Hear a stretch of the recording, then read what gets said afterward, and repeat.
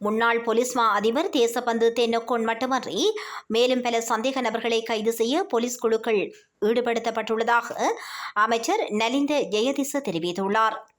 இன்று இடம்பெற்ற அமைச்சரவை தீர்மானங்களை அறிவிக்கும் ஊடக சந்திப்பில் கலந்து கொண்ட போது ஊடகவியலாளர்கள் அரசாங்கத்துடனான கொடுக்கல் வாங்கல் காரணமாகவா தேசபந்து தென்னக்கோனை கைது செய்யாமல் இருக்கிறீர்கள் என கேள்வி எழுப்பியிருந்தனர். இதேவேளை தேசபந்து தென்னக்கோனின் பணி இடைநிறுத்தம் தொடர்பில் அரசாங்கம் எடுத்துள்ள தீர்மானம் தொடர்பில் ஊடகவியலாளர்கள் கேள்வி எழுப்பியதுடன் அது தொடர்பில் விளக்கமளித்த அமைச்சர் போலீசாருக்கு பொறுப்பான அமைச்சர் இது தொடர்பில் எதிர்காலத்தில் அறிவிப்பார் என தெரிவித்தார். அதற்கு பதிலளிக்கும் விதமாக அமைச்சரவை பேச்சாளர் அமைச்சர் நலிந்த ஜெயதேச கூறுகின்ற போது தேசபந்து தென்னக்கோன் மட்டுமல்ல இன்னும் சிலரும் இருக்கிறார்கள். அவர்களை கைது செய்ய போலீஸ் குழுக்கள் பயன்படுத்தப்பட்டுள்ளன.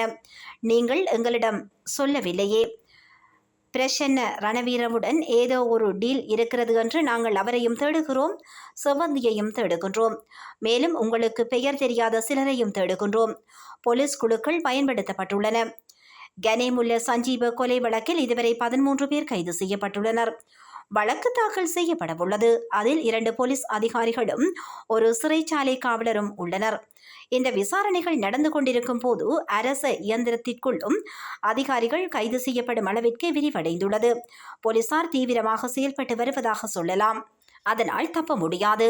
எங்களுக்கு தெரியாத போலீசுக்கு தெரியாத விடயங்கள் உங்களுக்கு தெரிந்தால் அதை முன் வைப்பதுதான் நல்லது. நிச்சயமாக சட்டம் செயல்படுத்தப்படும் என்பதை உறுதிப்படுத்த முடியும் என்றும் அவர் தெரிவித்தார்.